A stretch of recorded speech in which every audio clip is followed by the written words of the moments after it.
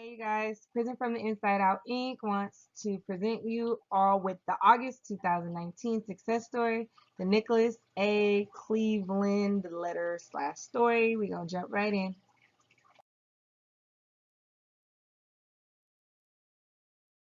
So we'll start off with life's mistakes.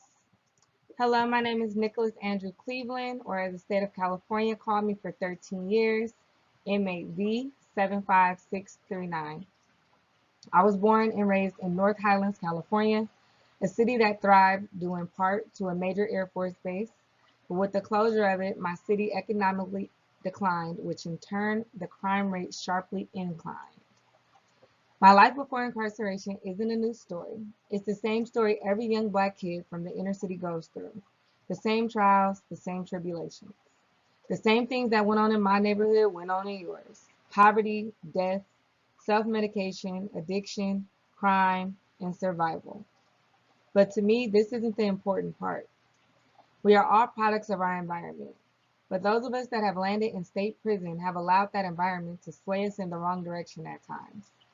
There are many hustles in the hood, and my hustle of choice was robbery. I robbed anything and everything. I would selfishly justify my actions with common excuses like, well, I'm not hurting anyone. I'm not robbing people who don't have it. I got to provide for my family, etc. And for these offenses, I was sentenced to a 4-year term. I would catch another case while in prison that added 2.5 more years, and then another 6-year term.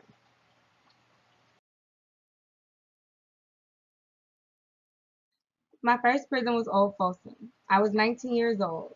My first prison ride would be 2 months later. As any teenager that was gangbanging, you would want to make a name for yourself, and I was more than eager to do so, which would land me in Corcoran Shoe as a 20-year-old and out onto a level 4 180, Salinas Valley, as a 21-year-old with only 2 years to do. To be amongst so many convicts with so much time to do was an eye-opening experience for me. To put it plainly, it got real, real fast. I was released in 2010, only to go back to the streets and commit the same crimes when things got too hard.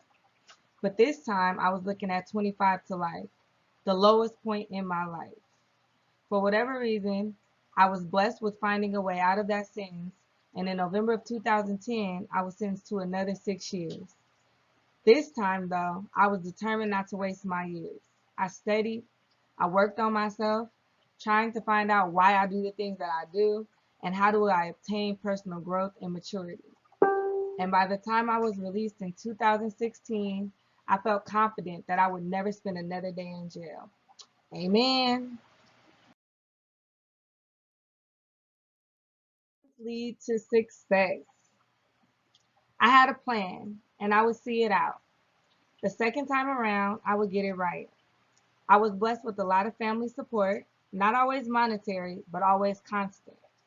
I couldn't be where I am today if it wasn't for my family and close friends. I worked from day one. Legal employment has been key for me. Yeah, it's not the immediate thousands I would get from robbing, but I didn't have to look over my back while working. Didn't get butterflies in my stomach due to fear whenever I had to report to my PO. 8 months after I got released, I got a really good job working at Tesla in Reno. I worked there for a year, and then I was accepted into an electrical union in Tacoma, Washington. Amen.